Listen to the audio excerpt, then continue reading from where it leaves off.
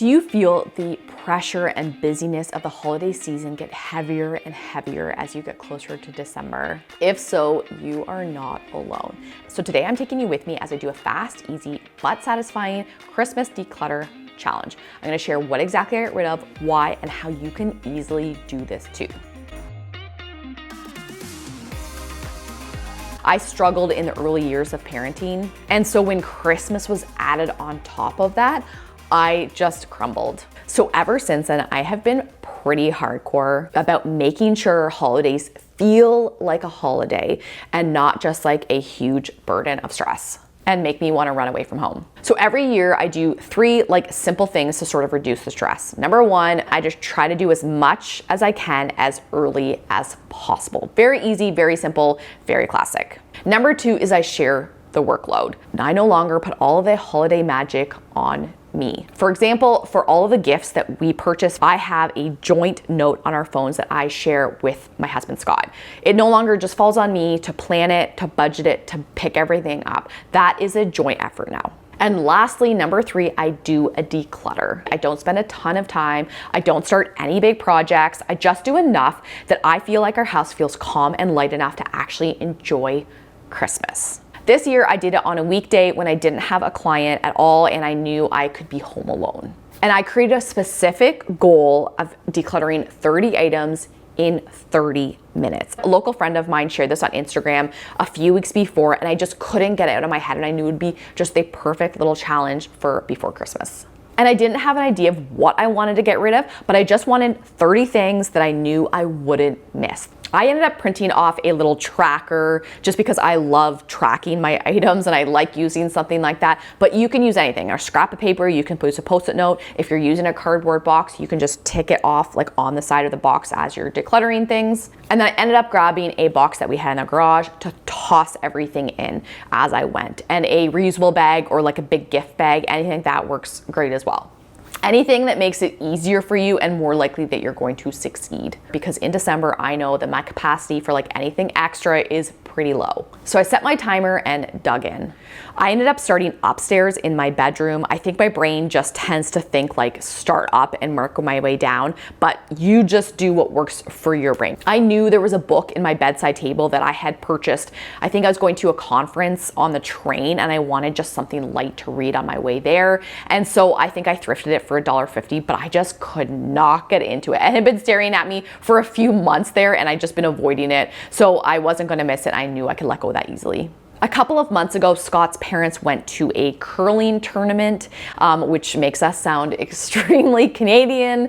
And so when they got back from the curling tournament, they gifted the kids these little bracelets that had little curling phrases on them. And honestly, I don't know if my kids even know what curling is. Annie Rose definitely does not know what it is. So I knew they really didn't care about these bracelets. And I'm pretty sure Scott's parents got them for free and they just thought it would be something cute to give the kids when they got back. One of them, for some reason, one of them ended up in my jewelry box. And then I had one of them that was in Annie Rose's little jewelry tray. So both of those went. While I was in her room, I also knew that she had an extra case for her glasses in her bedside table. We're starting to get the hang of her having glasses, and I know that every time she gets a new pair, they always come with another case. And so I've been forcing myself to get in the habit of getting rid of that as well. Otherwise, she just ends up collecting things in these random glasses cases. Next, I headed downstairs to our main floor. In one of my recent videos, I shared how Scott won a free Montreal Canadiens mug, which is massive, and he loves it and uses it for coffee. But I also knew that meant that there was one mug we could definitely get rid of in the cupboard. And once I started digging in, realistically, I knew there was one of mine as well that was just kind of surplus and I didn't really need it. And we didn't really have room for it either. So I got rid of 2 mugs and it felt so good. While I was in the same cupboard, I realized that Annie Rose's most recent pair of broken glasses were in there that I had tucked in thinking I was gonna maybe keep them. Basically, I tucked them in there because I was, when something breaks right away and you're wait, I wanna think on that. Maybe I can fix it. Maybe I can use it for something. But I talked to the optician and there's nothing they can do with it. So realistically, they just had to go in the garbage. Sad but true. If you have glasses that are not broken, but maybe are an old prescription or you don't wear them anymore, I did talk to the optician when I was there, and I think I was at Lens Crafters, and she said, yes, they still collect them. They have a bin in the back. So any old glasses you can drop off and then they distribute them to anyone who needs glasses around the world. Now we eat 99% of our meals at home, and I am in charge of majority of the cooking, and I am able to get everyone fed. However, it is never fancy. Cooking is just like not my thing. However, a few weeks ago when we had friends over, my friend brought over this beautiful jar of homemade, I think it's yellow pepper jelly. So thoughtful, so generous. So I put that in the pantry. However, I know from experience specifically about these pepper jellies. I've had so much red pepper jelly in my cupboard before where I think I'm gonna use it and I should use it and I wanna use it, but I just never use it. So it would sit in here for months if I let it and just stare at me and make me feel guilty. However, I also happen to live in the same city as my mom, who is a great cook, and I am going to give it to her because I know she will come up with some like stir fry idea to use it for. That's something that I would never think of or never actually do. While I was in the kitchen, I turned to the other side of my kitchen and pulled out our party box and party bin, which lives like in the cupboard above our fridge. And I had tossed a bunch of surplus stuff in there from last month that we had come in, but I knew it was overflowing and I just didn't need this much party supplies. So I had a look through and I think I got rid of some paper plates that weren't being used. I think there were some paper cups, some straws as well that I think we got rid of. There was a tiny pack of these little Halloween cupcake toppers that I have had in there for years. And every year I'm like, I should use this for Halloween, and every year I forget. So I am just getting rid of them. There were 2 plastic tablecloths that sadly I couldn't return, but we didn't end up using for Leo's birthday. And I don't normally buy those. We have fabric tablecloths that I just reuse and wash all the time. But I knew someone could probably use these for their parties, and they were still in the packaging, which is always a bonus for donations. So I put those to get rid of. Same thing, I had a bag of balloons that we didn't end up using, and we don't use a ton of balloons, but I knew someone else could use them. So instead of just using up space in our shelf, I just tossed them in there and someone else could use them for their party. We got a new coffee maker this past summer, which has a reusable filter, like a permanent filter, so you don't need paper filters to use. And so I ended up keeping our old paper filters for a few months just to make sure we like this machine. Now we know for sure we do, so these paper filters can just go. And I was tempted to potentially use them for some sort of craft, but we already have a ton of craft supplies, and I knew someone could use these as actual coffee filters, so I tossed them in. I've mentioned our stuff basket in past videos, which is basically where I put items that sort of need attention or need to be returned to someone. And sometimes I put stuff in there that I just don't know what to do with. And in this case, it was a library book that I sadly dropped in the bathtub. And I spent a week trying to dry it out and flatten the pages and make it basically usable again. And it is usable. However, the library said, yeah, no way, you owe us money. So I had to give them I think it was $46. It was very sad. So I paid for the book, but then they give you the book because they don't want it for anything. So I tossed it here, didn't know what to do with it. I considered using it for some sort of craft idea. I'm like, you know what? The book is still fine. Someone can still read it and it's good. And it's like a new book. I think it was just released maybe 6 months ago. So I ended up donating it and someone will hopefully read that. When I was putting away my Halloween decor into the bin, I randomly found a pair of old mitts, old gloves from the kids that were basically brand new.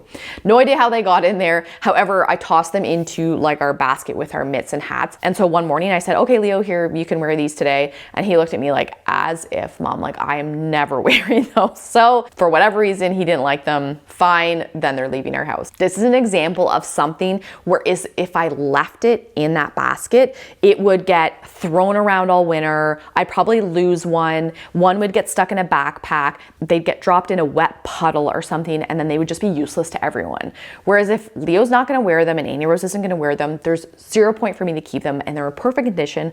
Let me pass those along so someone else can wear them this winter. I also shared in a recent video how I received 4 free totes from someone on Facebook Marketplace, which weeks later are still in my garage waiting for me to do something with them. And I knew I only wanted 2, so I headed into my garage next and I just spent maybe 60 seconds just sort of thinking, okay, which ones do I want to keep and which ones do I want to get rid of, and am I happy with these? And so I just chose 2 that I'm going to leave there and I will work on that project later, and 2 that I could put in my outgoing pile.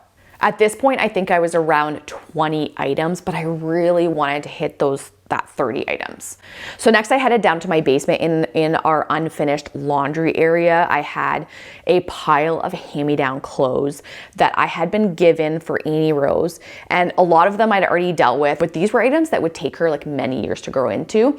So instead of me having to store them for however long, I'm like, you know what, we have a friend who has a daughter that's older than Annie Rose and that she might like some of them. So I asked them, and yes, they're happy to take them. So all of those items, I counted them, I think there was 12 items. They all left our house and went to a friend's house. It felt like cheating to count all 12, so I just counted all of that as one item. Next, I headed into our donation station, which I've talked about in the past. It's basically just a little ceiling nook in our basement where I toss stuff that I either want to get rid of or that I think I might want to get rid of, but I don't want to decide right this second, so I just toss it in there to deal with it later. And later was right now. And right off the bat, I found an old DVD player. Last month, Leo saved up a bunch of money and he bought himself a secondhand PlayStation 4 or whatever. I don't know. I don't understand anything with gaming, but that's what he bought. And apparently they also play DVDs, which meant that we could get rid of our DVD player that we had in the basement, and when we want to watch a DVD, we can just use his PlayStation. We actually do use our DVD player still. We have a lot of DVDs that Scott owns, and we borrow a lot of DVDs from our library, both for adults and kids. Another thing I had in the donation station was something that I've been avoiding since last spring. The kids had a pair of shin pads. However, one of the straps, while I was putting them on one morning, fell right off. So I ended up buying a new pair for them for the season, and then I tossed these in there. Really, I had no idea what I was gonna do with them. It bugged me to just throw them out, but I also knew I didn't have the skills to fix them, and in our small town, I knew that there was probably no one who would bother fixing these $10 kids shin pads. So one day I was complaining to Scott about it, like, this is so annoying, I hate throwing these out, but like, what am I gonna do with them? And then he said, Marianne, in traditional football, like soccer, they don't even have a strap around there. They just their socks holds up the shin pads. So I'm like, perfect. So I ended up just cutting all the straps off of the shin pad. So then whoever gets them, they can just use their socks over top of the shin pads. This is a great reminder that sometimes if you're unsure what to do with something, just talk it out with anyone. They might have the totally different perspective that you have, something you would never think of. Another annoying sports thing is Annie Rose had a hockey helmet, or like a skating helmet that had a cage, but the little snap that holds the cage onto the helmet broke right off. And again, it's not something that can just like easily be repaired, and something we definitely couldn't fix. And sadly, because she's definitely like not a strong skater, she needs that cage on.